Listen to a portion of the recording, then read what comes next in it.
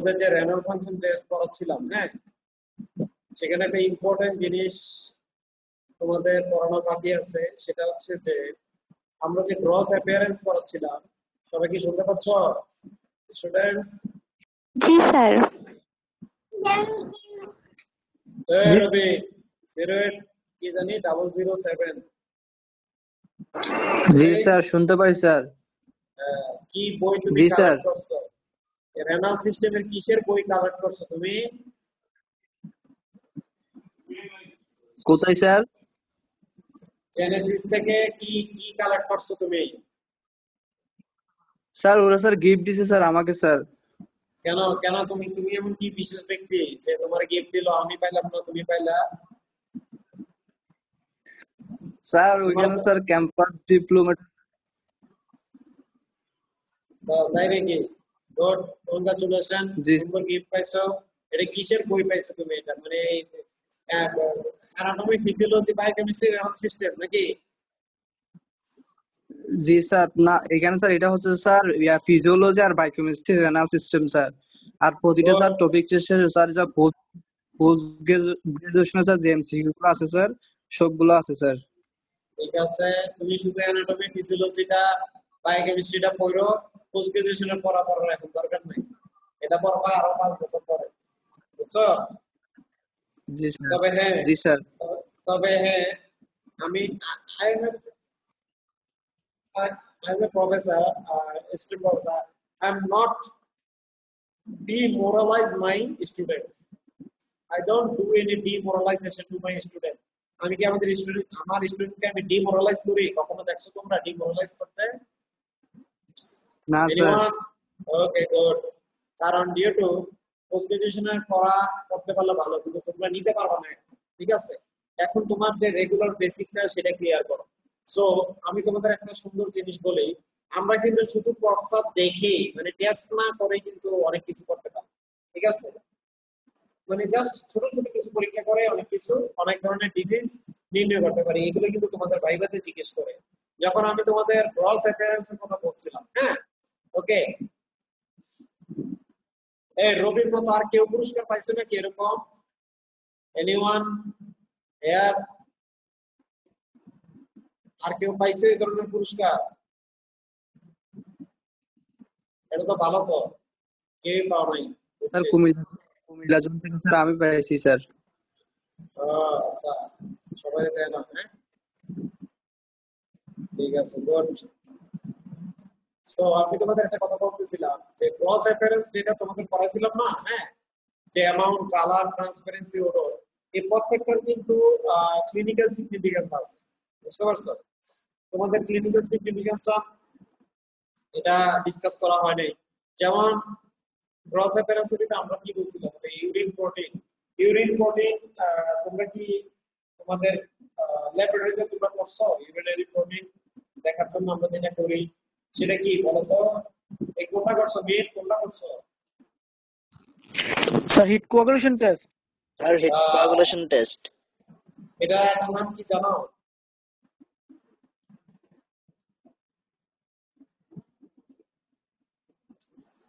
Bed side test. Bed side মানে বিছনার পাশে রোগীরে কোনো কিছু না করে রোগীর প্রস্রাব নিয়ে মানে তোমার কি বলে,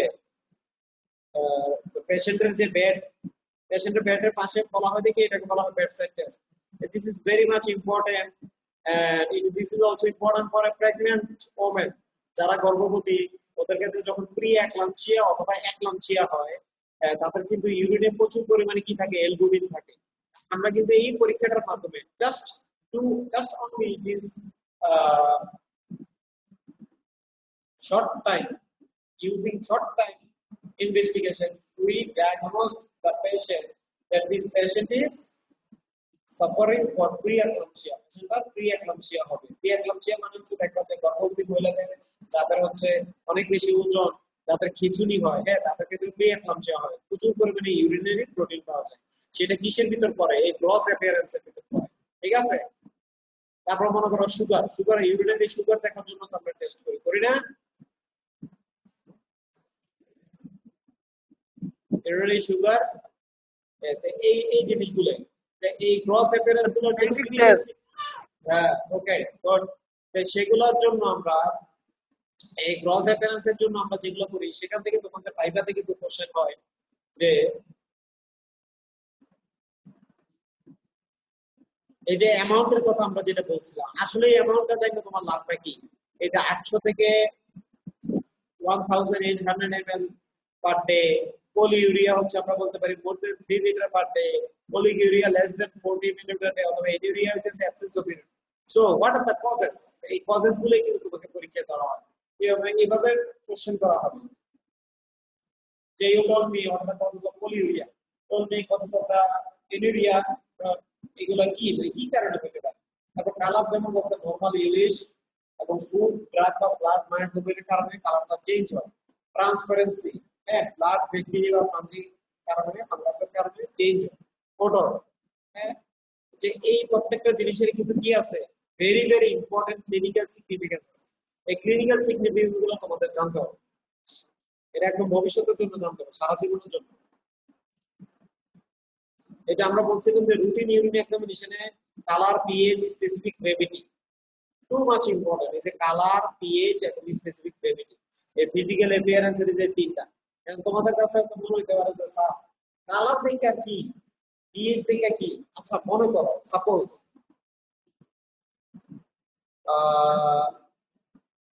কি বলবো, তোমরা বাংলাদেশের একটা প্রান্তীয় অঞ্চলের নাম বলো যেখানে এখনো কোনো প্রযুক্তি পৌঁছায় না।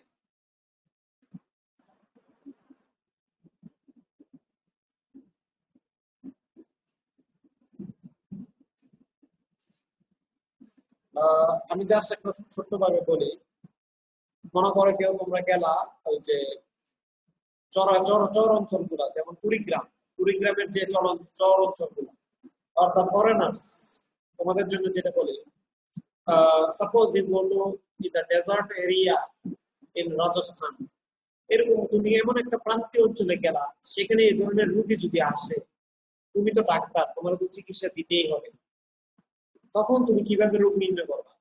জাস্ট একটা বোতলে তুমি যদি পেশেন্টের প্রস্রাবটা নাও এবং তার ক্লিনিক্যাল ফিচার গুলো কোরিলেট করো, you take the urine of the patient in a pot and correlate with the clinical feature of the patient, you can find out the disease probability, মানে probably সম্ভাব্য রোগ তুমি অবশ্যই অবশ্যই অবশ্যই নির্ণয় করতে পারবা। কারণ একটা জিনিস মনে রাখবা, তোমার যদি নলেজ না থাকে, if you don't have proper knowledge, proper basic knowledge, you should not see anything. তোমার যদি নলেজ না থাকে, তুমি সব জিনিস দেখেই যাবা কিন্তু শিখতে পারবা না কিছু। আমি কি কথাটা বোঝাতে পারতাছি? এখানে একটা কোশ্চেন দেখো যে কালার, ইউরিনের কালার দেখে কিন্তু আমরা অনেক ডিজিজ ডায়াগনোসিস করতে পারি। পিএইচ, জাস্ট একটা লিটমাস পেপার যদি তোমার কাছে থাকে, সেই লিটমাস পেপার দিয়ে আমরা ইউরিনের পিএইচটা দিয়ে দেখে অনেক কিছু, অনেক ডিজিজ নির্ণয় করতে পারি। আর হচ্ছে স্পেসিফিক গ্রেভিটি, সেটার জন্য খুব বড় কোনো মেশিন লাগে না। স্পেসিফিক গ্রেভিটি আমরা কার সাথে কম্পেয়ার করি? Compared with specific gravity of the water. ওয়াটারের স্পেসিফিক গ্রেভিটির সাথে ইউরিনের স্পেসিফিক গ্রেভিটি আমরা মিলাই, বুঝছো? আর প্রোটিন, গ্লুকোজ, কিটোন, প্রোটিন তো বলছি যে হিটের মাধ্যমে করা যায়। গ্লুকোজ, কিটোন, বিলিরুবিন, লিউকোসাইড, এগুলোর জন্য হয়তো কি লাগে, রিএজেন্টের প্রয়োজন হয়। ঠিক আছে, অল্প ছোট একটা বক্সে রিএজেন্ট বলে আমরা এই পরীক্ষাগুলো করতে পারি। ঠিক আছে, সো এগুলো জানাটা খুবই জরুরি, টু মাচ ইম্পর্টেন্ট। আবার তুমি এমন একটা জায়গায় চেম্বার করো যেখানে পরীক্ষা নিরীক্ষা করার সুযোগ নেই, সেখানেও কিন্তু তোমাকে রোগ নির্ণয় করতে হবে এগুলো দেখে। আমি কি বোঝাতে পারতেছি তোমাদের?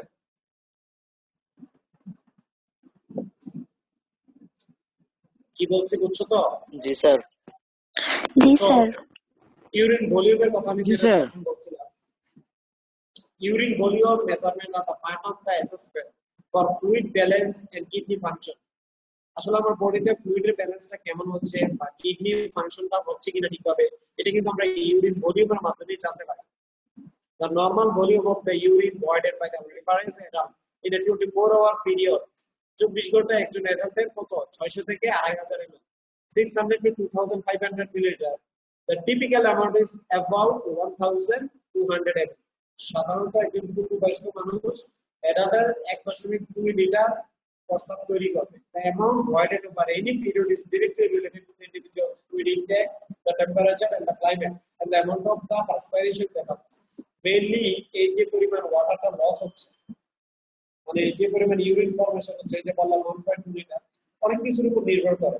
সেটা কি ফ্লুইড ইনটেক, আমি কি পরিমাণ পানি খাচ্ছি, টেম্পারেচার, আমার ক্লাইমেটের উপরে, এবং পারস্পাইরেশন, রেসপিরেশন এবং স্কিনের মাধ্যমে যে পরিমাণ লস হচ্ছে। তো এটার ক্লিনিক্যাল অ্যাপ্লিকেশন আমরা জানবো, ঠিক আছে? এই যে দেখো এখানে দেওয়া আছে কি ক্লিনিক্যাল ইমপ্লিকেশন, এটাই হচ্ছে তোমাদের জন্য সবচেয়ে বড় ইম্পর্টেন্ট জানা। এটা তোমাদের আলাদাভাবে কোথাও শিখাবে না, আমি তোমাদের এটা শিখিয়ে দিতেছি, ঠিক আছে? আলাদাভাবে এটা তোমরা কোথাও করবা না, মেডিসিনে কেন তোমরা এটা করবা না, এই কারণে আমি তোমাদের এটা পড়াই দিতেছি। এই যে দেখো এটা তোমাদের বাইবেলে জিজ্ঞেস করবে, তোমাকে যখন বলবে যে আচ্ছা ইউরিন ভলিউম দেখে তুমি কি কি বলতে পারো, বা ইউরিন ভলিউম একটা অ্যাবনরমালিটির মান বলো, তখন তুমি কি বলবা? Polyuria, anuria, oliguria. তখন তোমাকে হয়তো কোশ্চেন করবে আচ্ছা পলিউরিয়া তখন বলবা তুমি এই যে বলবা মোর দেন 3 লিটার পার ডে, ঠিক আছে? তারপর বলবে যে আচ্ছা অলিগুরিয়ার কজ বলো। আমি কি কথাটা বলতে পারছি? তো পলিউরিয়া যদি বলে তোমাদের, যে তোমরা তখন কি বলে দিবে যে sir increase urine output with elevated blood urea nitrogen and creatinine level. একটা জিনিস মনে রাখা, যখন পলিউরিয়া হয় তখন অবশ্যই ক্রিয়েটিনিন লেভেলটাও বেড়ে যাবে। তার মানে নিশ্চয়ই পেশেন্টের কিডনিতে কোনো একটা প্রবলেম আছে। কি কারণে পলিউরিয়া হতে পারে? Diabetic ketoacidosis, partial obstruction of the urinary tract, আর কি some type of tubular necrosis, some type of tubular necrosis. Okay, সবাই কি শুনতে পাইতেছ আমাকে? জি স্যার। জি স্যার। জি স্যার। নেটওয়ার্কের সমস্যা হচ্ছে। ওকে, আবার এমনও একটা হইতে পারে যেটা হচ্ছে যে polyuria with normal blood urea nitrogen and creatinine, মানে হচ্ছে যে ক্রিয়েটিনিন আর তোমার ব্লাড ইউরিয়া নাইট্রোজেন দুইটাই নরমাল কিন্তু পলিউরিয়া হয়েছে। সেক্ষেত্রে আমরা কজগুলো হবে কি, যেমন ডায়াবেটিস মেলিটাস, ডায়াবেটিস ইনসিপিটাস, ঠিক আছে? এই দুইটা একটা কজ বলে দিলে চল। এবার আসে আমরা অলিগুরিয়ার ক্ষেত্রে। সাধারণত অলিগুরিয়া আমরা বলবো যে সারাদিনে যদি 400 ml এর কম প্রস্রাব হয়, অলিগুরিয়া। এটা অনেকগুলো কজের মধ্যে সবচেয়ে ইম্পর্টেন্ট হচ্ছে renal cause, renal ischaemia, renal disease due to toxic agent, আর কি গ্লোমেরুলোনেফ্রাইটিস, ভেরি ভেরি ইম্পর্টেন্ট। এই glomerulonephritis, renal ischaemia, renal shutdown, কখনো যদি হার্ট ফেলিউর হয় তখন রেনাল শাটডাউনটা কমে যায়, decrease renal perfusion of blood, so ultimately কি হবে? অলিগুরিয়া হবে। কারণ কি? গ্লোমেরুলার ফিল্ট্রেশন কমে যাচ্ছে, আমি কি বুঝতে পারছি? তারপর মনে করো ডিহাইড্রেশন, অবস্ট্রাকশন, কার্ডিয়াক ইনসাফিসিয়েন্সি, এই কজগুলো তোমাদের একটার সাথে আরেকটা কি করতে হবে? রিলেশন করে নিতে হবে। আচ্ছা মনে করো এটার আমি একটু তোমাকে ছোট এক্সাম্পল দিয়ে বোঝাই। তুমি এমন একটা জায়গায় চেম্বার করো যেখানে মনে করো পরীক্ষা নিরীক্ষার সুযোগ নেই, রুগী এসে বললো যে বাবারে আমার তো সারাদিনে প্রস্রাব হইতেছে না, তখন বলবো যে আচ্ছা আপনার কতটুকু প্রস্রাব হয়েছে বলেন তো, তখন রুগী বলবে যে এইটুকু হয়েছে। গ্রামের রুগী যদি হয় তখন সে বলবে এইটুকু হয়েছে, ঠিক আছে? তখন তোমার পেশেন্টের হিস্ট্রি নিয়ে বুঝে নিতে হবে পেশেন্টের কি হয়েছে, অলিগুরিয়া হয়েছে। তখন মনে করো পেশেন্টের কি আছে? Diabetes mellitus, patient is also suffering for diabetes mellitus. এটা তো আমরা একটা হিস্ট্রি দিয়ে করে নিতে পারি না? তখন ওই রোগীটাকে আমরা একটা ওষুধ দেই, ডায়াবেটিকের ওষুধ, মেটফর্মিন। আমি কখনো ওই রোগীকে ওই ওষুধটা দিতে পারবো না। কারণ কি বলতো? কারণ পেশেন্টের প্রস্রাবে তৈরি হইতেছে। আর এখন যদি আমি মেটফর্মিন দেই তখন পেশেন্টের কি হবে জানো? ব্লাড গ্লুকোজ লেভেল কমে গিয়ে পেশেন্টের হাইপোগ্লাইসেমিয়া হয়ে যাবে। এই কারণে এই জিনিসগুলো জানাটা খুব গুরুত্বপূর্ণ। আমরা এগুলোর মাধ্যমে অনেক কিছু আমরা নির্ণয় করতে পারি। তারপর হচ্ছে এনিউরিয়া। এনিউরিয়া মানে কি? যদিও বলা হয় যে কমপ্লিট মানে লেস দেন 50 ml ইউরিন, আসলে আরেকভাবে বলা যায় এনিউরিয়া। এ মানে হইতেছে কি? অ্যাবসেন্ট, এভাসকুলার, মানে কি ব্লাড সাপ্লাই নেই, ঠিক আছে? এনিউরিয়া এটা আমি এনিউরিয়া কজগুলো আমি কি বলতে পারি? কজগুলোর ভিতরে আমি বলতে পারি কমপ্লিট ইউরিনারি কনস্ট্রাকশন। মনে করো এত বড় একটা পাথর স্টোন হয়ে রয়েছে, nephrolithiasis in the kidney, nephrolithiasis. অথবা এমন একটা টিউমার হয়ে রয়েছে ইউরিনারি ট্র্যাক্টে যার কারণে প্রস্রাব নামতে পারতেছে, তার ক্ষেত্রে কি হবে? Hydronephrosis with anuria. তারপর হচ্ছে গ্লোমেরুলোনেফ্রাইটিস, একিউট টিউবুলার নেক্রোসিস। এই যে কজগুলো কি শুনতে পাচ্ছ? জি স্যার। ওই যে কারেন্ট চলে গিয়েছিল, জি স্যার। আমার লোডশেডিং এর কারণে হয়তো এটা চলে গেছে। ওকে, সো এগুলো হচ্ছে ইউরিন ভলিউমের ক্লিনিক্যাল অ্যাপ্লিকেশন। প্রায় ভলিউমের ক্লিনিক্যাল অ্যাপ্লিকেশন এটা লাস্ট ক্লাসে আমাদের মিস গিয়েছিল, সেটা আমরা শেষ করে দিলাম। এবার আসো তোমার নেক্সট যেটা আমি বলতে পারি সেটা হচ্ছে যে specific gravity. This is two much important. হ্যাঁ, তোমাদের মধ্যে কেউ কি ইউরিনের রিপোর্ট দেখছো তোমাদের কোনো আত্মীয় স্বজনের? Anyone here see the report, urinary report for your own report Yes, sir. for your father mother? দেখছো না? দেখবা এখানে একটা জিনিস আছে, স্পেসিফিক গ্রেভিটি। স্পেসিফিক গ্রেভিটি আমাদের দেশের এবং ডাক্তাররা কি করে জানো, কখনো ঠিক মতো এটা দেখে না। যারা খুব ভালো ডাক্তার, যারা স্পেশালিস্ট এবং অভিজ্ঞ ডাক্তার, তারা কিন্তু এই স্পেসিফিক গ্রেভিটিটা দেখে। এই যে স্পেসিফিক গ্রেভিটি, অনেকে মনে করে দূর ওই স্পেসিফিক গ্রেভিটি এই দেখে কি, আসলে কি অনেকের এটা সম্পর্কে কোনো নলেজ নেই, সে জানে না আসলে স্পেসিফিক গ্রেভিটিটা কি ইউরিনের। কারণ এমবিবিএস লেভেলে ফাঁকিবাজি মেরে এসে, যার ফলে স্পেসিফিক গ্রেভিটি দেখে না। অথচ এটা দেখলেই কিন্তু রোগীর অনেক রোগ নির্ণয় করা সম্ভব, এবং এটার কোনো ইউনিট নাই। ঠিক আছে, স্পেসিফিক গ্রেভিটির ইউনিট নাই। দেখো তোমরা স্পেসিফিক গ্রেভিটিটা মানে কি? Specific gravity is a measurement of the kidney, the ability of concentrate the urine.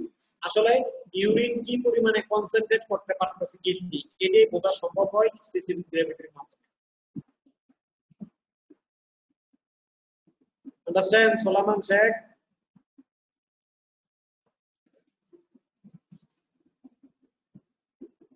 বোঝাতে পারছি? এটা মেইনলি এটার মাধ্যমে আমি কি দেখি, যে আমার ইউরিন কনসেন্ট্রেট হচ্ছে কিনা, kidney ability to concentrate the urine. The test compares the density of the urine against the density of the distilled water, which has a specific gravity of 1.000. মানে হচ্ছে যে এখানে যে আমার ইউরিনের যে স্পেসিফিক গ্রেভিটিটা আমি কার সাথে কম্পেয়ার করি?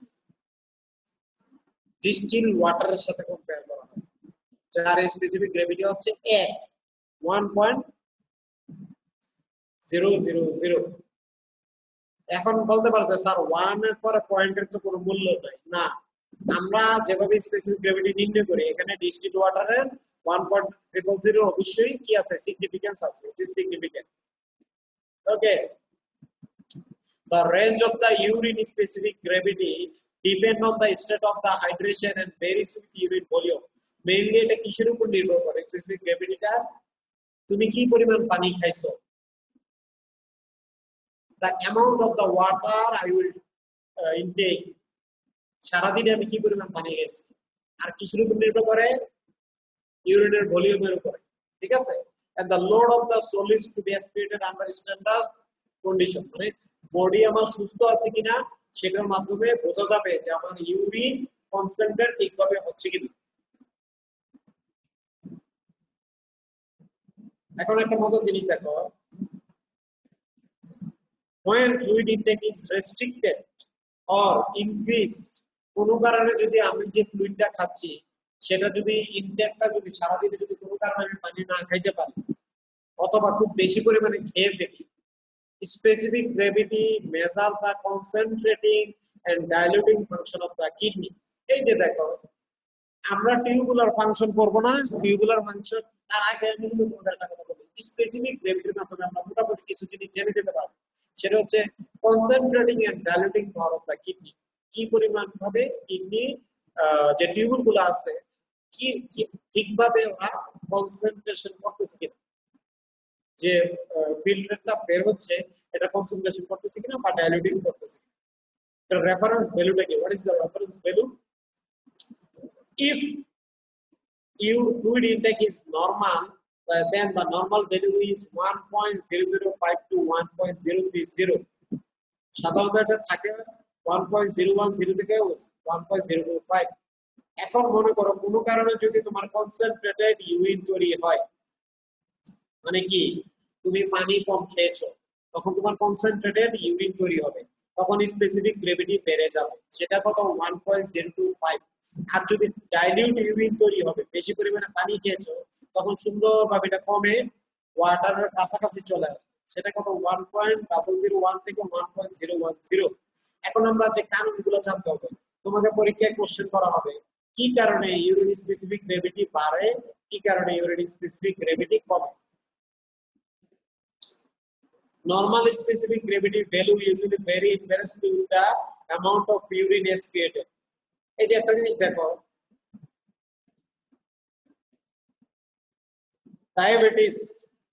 ডায়াবেটিক মেলাটাস পেশেন্টদের কি হয় জানো, ইউরিন ভলিউম বেড়ে যায় কেন বলো তো, একজন বলো। ডায়াবেটিক মেলাটাস পেশেন্টদের ইউরিন ভলিউম বেড়ে যায় কেন? এখানে কি ডায়ালিসিস হয়? What type of the diuresis occur in a diabetic mellitus patient? এই আনসার গুলো না দিতে পারলে হবে না, পাস হবে না।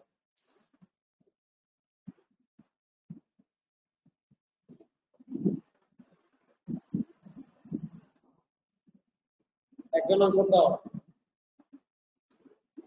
Osmotic diuresis. Yes, osmotic dialysis হয়। এখন এই কোন কারণে যদি এই অসমোটিক ডায়ালিসিস বেড়ে যায়, আনকন্ট্রোল ডায়াবেটিস মেলিটাস, ঠিক আছে, তখন সেক্ষেত্রে আমাদের স্পেসিফিক গ্রেভিটিও বেড়ে যাবে। স্পেসিফিক গ্রেভিটি কেন বাড়বে বলতো? তার কারণ হচ্ছে presence of huge amount of glucose in urine, ইউরিনে প্রচুর পরিমাণে গ্লাইকোসিউরিয়া হবে, due to exceeds the renal threshold, যার ফলে গ্লাইকোসিউরিয়া হবে, এই কারণে স্পেসিফিক গ্রেভিটি বেড়ে যাবে। আবার মনে করো যেমন হাইপারটেনশন, সেখানে কি হবে, নরমাল ভলিউম যদি থাকে, যদি নরমাল ভলিউম থাকে ইউরিনের, সেক্ষেত্রে স্পেসিফিক গ্রেভিটি কমে যাবে, ডিক্রিজ স্পেসিফিক গ্রেভিটি। আর আর্লি ক্রনিক রেনাল ডিজিজ, কারো যদি সিকিডি থাকে, তার ক্ষেত্রে increase volume, decrease specific gravity. বুঝতে পারছি? তখন ভলিউমটা বেড়ে যাবে, কারণ পলিউরিয়া হবে, reabsorption of water by collecting the oxygen component disturb convertibility decreases, so ultimately urine volume is increases, so ultimately specific gravity is decreases. এটাই হচ্ছে মেকানিজম। এবার 3 নম্বরে আমরা যে একটা গুরুত্বপূর্ণ জিনিস দেখি, সেটা হচ্ছে ইউরিন অসমোলালিটি। ইউরিন অসমোলালিটি সবাই কি দেখতে পাচ্ছ? ইউরিন অসমোলালিটি এটা জি স্যার, দেখা যায়। ইম্পর্টেন্ট, মানে এত বেশি ইম্পর্টেন্ট মানে বলার মতো না ইউরিন অসমোলারিটি। আবার দেখবা যে বেশিরভাগ ইউরিনারি যে রিপোর্টগুলো করায় না, এটা 2 নাম্বার রিপোর্ট, দেখবা যে এর মধ্যে ইউরিন অসমোলারিটি নাই, ওরা হিসাব করে দেওয়া উচিত কিন্তু ইউরিন অসমোলারিটি। দেখো, osmolarity a more exact measurement of the urine concentration than specific gravity. এখন মনে করো স্পেসিফিক গ্রেভিটি এটার চেয়েও বেশি একিউরেট কোনটা জানো? Urine osmolarity. স্পেসিফিক গ্রেভিটির চেয়ে বেশি ইম্পর্টেন্ট। আন্ডারস্ট্যান্ড? সোনপ্রিয়া বেগম 08073 যেটা বোঝাতে চাইছি, সোনপ্রিয়া সম্ভাবরি, বুঝছো তুমি? Urine osmolarity is too much important than specific gravity. এটা মনে রাখবা। The normal ratio between urine and serum osmolarity is 3:1. 3 অনুপাতে normal ratio of urine osmolarity with plasma osmolarity is, or serum osmolarity is 3:1. তার মানে osmolarity কার বেশি, ইউরিনের নাকি সিরামের? ইউরিনের। Good. যেহেতু 3:1. So a high urine to serum ratio is seen with concentrated urine.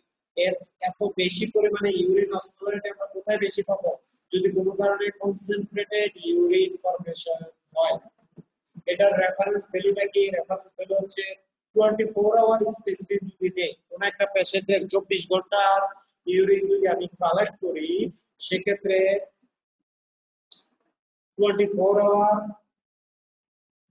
Specimen আমি কি পাবো 300 থেকে 900 মিলি osmol per KG of the water, এটা হচ্ছে নরমাল। ঠিক আছে, র্যান্ডম স্পেসিমেন যদি আমি নেই, মনে করো যে সারাদিন কালেক্ট করতে পারলাম না, রোগীটা আসলো, পেশেন্ট আসার সাথে সাথে তার ইউরিন আমি নিলাম, ধরো তার 200 ml ইউরিন নিলাম, সেখানে অসমোলারিটি কত থাকবে normally 50 to 1200 milli osmol per kg. Okay, এবং urine to serum ratio normal হচ্ছে 1:1 3:1। ওকে, হ্যালো, জি স্যার। জি স্যার। অসমোলারিটি যেটা বলতে দিচ্ছিলাম যে অসমোলারিটি কি কারণে বাড়ে, congestive heart failure, azotaemia, Addison disease, SRDH, syndrome of inappropriate diabetic hormone separation, dehydration, এগুলোর কারণে অসমোলারিটি বেড়ে যায়। কারণ কি, কনসেন্ট্রেটেড ইউরিন ফর্মেশন হয়। আর কি কারণে ডিক্রিজ হতে পারে, diabetes insipidus, acute renal failure, কারণ কি ডাইলিউট ইউরিন ফর্মেশন হয়, ডাইলিউট ডায়াবেটিস ইনসিপিটাসে কি হয়, এডিএইচ রিলিজ হয় না, আর এডিএইচ যদি রিলিজ না হয় ডাইলিউটেড ইউরিন ফর্মেশন হয়। হাইপোক্যালেমিয়া, হাইপারনেট্রিমিয়া, প্রাইমারি কোলিডেকশিয়া, মানে একটু পর পর তুমি পানি খাও তাহলে ডাইলিউটেড ইউরিন ফর্মেশন হবে, অসমোলারিটি কমে যাবে। হাইপারক্যালসিমিয়া, হাইপারক্যালসিমিয়াতে কি হয়, অসমোলারিটি কমে যায়। Compulsive water drinking, increase fluid intake, সারাদিনে যদি তুমি অনেক বেশি পরিমাণে পানি খাও সেক্ষেত্রেও কি হবে, অসমোলারিটি কমে যাবে। So this are the very important clinical application of the routine examination of the urine। আমরা যেটা appearance কিন্তু যেগুলো দেখি রুটিন এক্সামিনেশন ভিতরে, বায়োকেমিক্যাল তো আমরা শুরু করেছিলাম, তার ভিতরে এগুলো আমরা বলে দিলাম। সবাই কি বুঝতে পারছো?